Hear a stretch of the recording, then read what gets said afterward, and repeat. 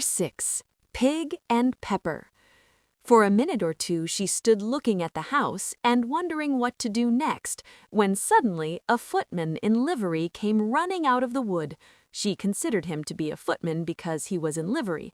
Otherwise, judging by his face only, she would have called him a fish, and rapped loudly at the door with his knuckles. It was opened by another footman in livery with a round face and large eyes like a frog, and both footmen, Alice noticed, had powdered hair that curled all over their heads. She felt very curious to know what it was all about, and crept a little way out of the wood to listen. The fish footman began by producing from under his arm a great letter, nearly as large as himself, and this he handed over to the other, saying in a solemn tone, "For the Duchess, an invitation from the Queen to play croquet." The frog footman repeated, in the same solemn tone, only changing the order of the words a little, "From the Queen, an invitation for the Duchess to play croquet." Then they both bowed low, and their curls got entangled together. Alice laughed so much at this that she had to run back into the wood for fear of their hearing her, and when she next peeped out, the fish footman was gone, and the other was sitting on the ground near the door, staring stupidly up into the sky. Alice went timidly up to the door and knocked. "There's no sort of use in knocking," said the footman, "and that for two reasons. First, because I'm on the same side of the door as you are. Secondly, because they're making such a noise inside, no one could possibly hear you." And certainly there was a most extraordinary noise going on within, a constant howling and sneezing, and every now and then a great crash, as if a dish or kettle had been broken to pieces. "Please, then," said Alice, "how am I to get in?" "There might be some sense in your knocking," the footman went on without attending to her, "if we had the door between us. For instance, if you were inside, you could knock and I could let you out, you know." He was looking up into the sky all the time he was speaking, and this Alice thought decidedly uncivil. "But perhaps he can't help it," she said to herself. "His eyes are so very nearly at the top of his head. But at any rate, he might answer questions. How am I to get in?" she repeated aloud. "I shall sit here," the footman remarked, "till tomorrow." At this moment the door of the house opened, and a large plate came skimming out, straight at the footman's head. It just grazed his nose and broke to pieces against one of the trees behind him. "Or next day, maybe," the footman continued in the same tone, exactly as if nothing had happened.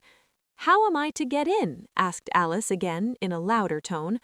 "Are you to get in at all?" said the footman. "That's the first question, you know." It was, no doubt, only Alice did not like to be told so. "It's really dreadful," she muttered to herself, "the way all the creatures argue. It's enough to drive one crazy." The footman seemed to think this a good opportunity for repeating his remark with variations. "I shall sit here," he said, "on and off, for days and days." "But what am I to do?" said Alice. "Anything you like," said the footman, and began whistling. "Oh, there's no use in talking to him," said Alice desperately. "He's perfectly idiotic." And she opened the door and went in. The door led right into a large kitchen, which was full of smoke from one end to the other. The Duchess was sitting on a three-legged stool in the middle, nursing a baby. The cook was leaning over the fire, stirring a large cauldron which seemed to be full of soup. "There's certainly too much pepper in that soup," Alice said to herself, as well as she could for sneezing. There was certainly too much of it in the air. Even the Duchess sneezed occasionally, and as for the baby, it was sneezing and howling alternately without a moment's pause. The only things in the kitchen that did not sneeze were the cook and a large cat which was sitting on the hearth and grinning from ear to ear. "Please would you tell me," said Alice a little timidly, for she was not quite sure whether it was good manners for her to speak first, "why your cat grins like that?" "It's a Cheshire cat," said the Duchess, "and that's why. Pig." She said the last word with such sudden violence that Alice quite jumped, but she saw in another moment that it was addressed to the baby and not to her, so she took courage and went on again. "I didn't know that Cheshire cats always grinned. In fact, I didn't know that cats could grin." "They all can," said the Duchess, "and most of 'em do." "I don't know of any that do," Alice said very politely, feeling quite pleased to have gotten to a conversation. "You don't know much," said the Duchess, "and that's a fact." Alice did not at all like the tone of this remark and thought it would be as well to introduce some other subject of conversation. While she was trying to fix on one, the cook took the cauldron of soup off the fire and at once set to work throwing everything within her reach at the Duchess and the baby. The fire irons came first, then followed a shower of saucepans, plates, and dishes. The Duchess took no notice of them even when they hit her, and the baby was howling so much already that it was quite impossible to say whether the blows hurt it or not. "Oh, please mind what you're doing," cried Alice, jumping up and down in an agony of terror. "Oh, there goes his precious nose," as an unusually large saucepan flew close by it and very nearly carried it off. "If everybody minded their own business," the Duchess said in a hoarse growl, "the world would go round a deal faster than it does." "Which would not be an advantage," said Alice, who felt very glad to get an opportunity of showing off a little of her knowledge. "Just think of what work it would make with the day and night. You see, the Earth takes 24 hours to turn round on its axis." "Talking of axes," said the Duchess, "chop off her head." Alice glanced rather anxiously at the cook to see if she meant to take the hint, but the cook was busily stirring the soup and seemed not to be listening, so she went on again. 24 hours, I think, or is it 12? Oh, don't bother me," said the Duchess. "I never could abide figures." And with that she began nursing her child again, singing a sort of lullaby to it as she did so, and giving it a violent shake at the end of every line. "Speak roughly to your little boy, and beat him when he sneezes. He only does it to annoy, because he knows it teases." Chorus, in which the cook and the baby joined. Wow, wow, wow. While the Duchess sang the second verse of the song, she kept tossing the baby violently up and down, and the poor little thing howled so that Alice could hardly hear the words. "I speak severely to my boy, and I beat him when he sneezes, for he can thoroughly enjoy the pepper when he pleases." Chorus, wow, wow, wow. "Here, you may nurse it a bit if you like," the Duchess said to Alice, flinging the baby at her as she spoke. "I must go and get ready to play croquet with the Queen," and she hurried out of the room. The cook threw a frying pan after her as she went out, but it just missed her. Alice caught the baby with some difficulty, as it was a queer-shaped little creature, and held out its arms and legs in all directions. Just like a starfish, thought Alice. The poor little thing was snorting like a steam engine when she caught it, and kept doubling itself up and straightening itself out again, so that altogether for the first minute or two it was as much as she could do to hold it. As soon as she had made out the proper way of nursing it, which was to twist it up into a sort of knot and then keep tight hold of its right ear and left foot so as to prevent its undoing itself, she carried it out into the open air. "If I don't take this child away with me," thought Alice, "they're sure to kill it in a day or two.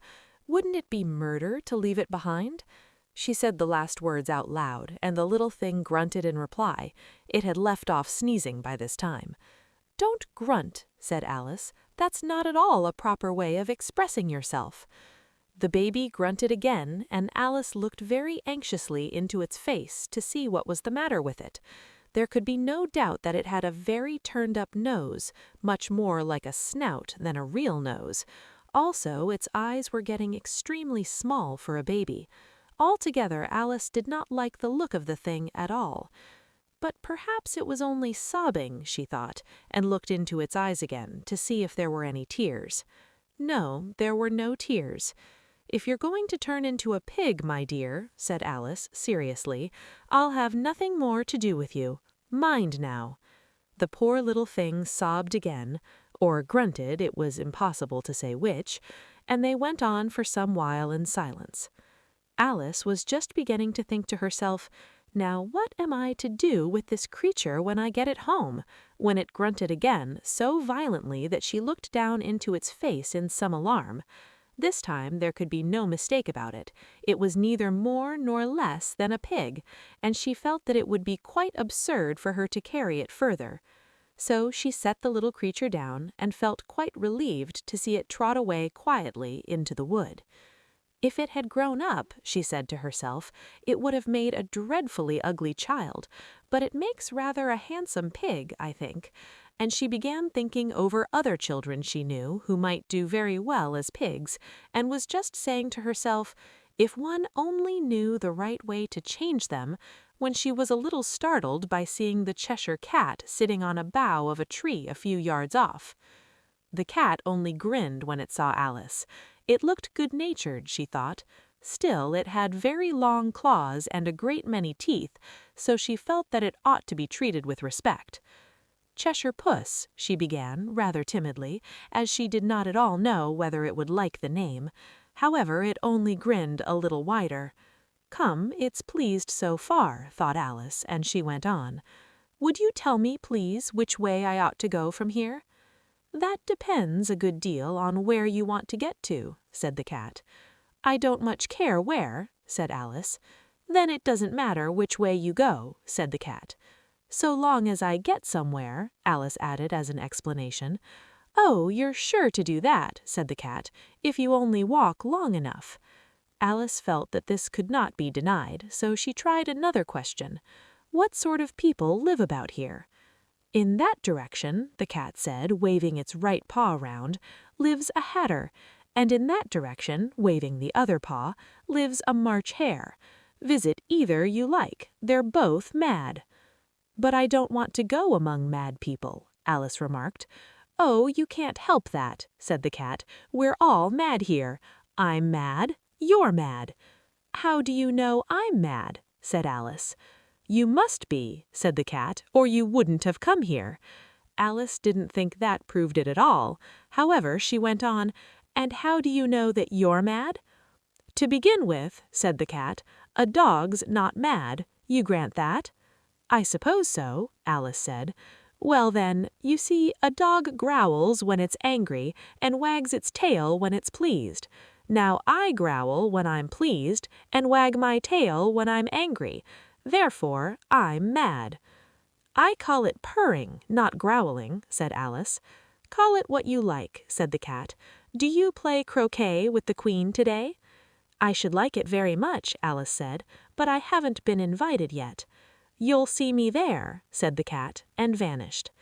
Alice was not much surprised at this. She was getting so used to queer things happening. While she was looking at the place where it had been, it suddenly appeared again. By the by, what became of the baby? Said the cat.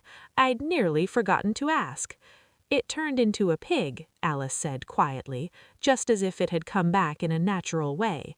I thought it would, said the cat, and vanished again. Alice waited a little, half expecting to see it again, but it did not appear, and after a minute or two she walked on in the direction in which the March hare was said to live. I've seen hatters before, she said to herself. The March hare will be much the most interesting, and perhaps as this is May it won't be raving mad, at least not so mad as it was in March. As she said this, she looked up, and there was the cat again, sitting on a branch of a tree a few yards off. Did you say pig or fig? Said the cat. I said pig, replied Alice, and I wish you wouldn't keep appearing and vanishing so suddenly. You make one quite giddy. All right, said the cat, and this time it vanished quite slowly, beginning with the end of the tail and ending with the grin, which remained some time after the rest of it had gone. Well, I've often seen a cat without a grin, but a grin without a cat. It's the most curious thing I've ever seen in my life. She had not gone much further before she came in sight of the house of the March hare. She thought it must be the right house, because the chimneys were shaped like ears, and the roof was thatched with fur. It was so large a house that she did not like to go nearer till she had nibbled some more of the left-hand bit of mushroom and raised herself to about 2 feet high. Even then she walked up towards it rather timidly, saying to herself, suppose it should be raving mad after all. I almost wish I'd gone to see the hatter instead.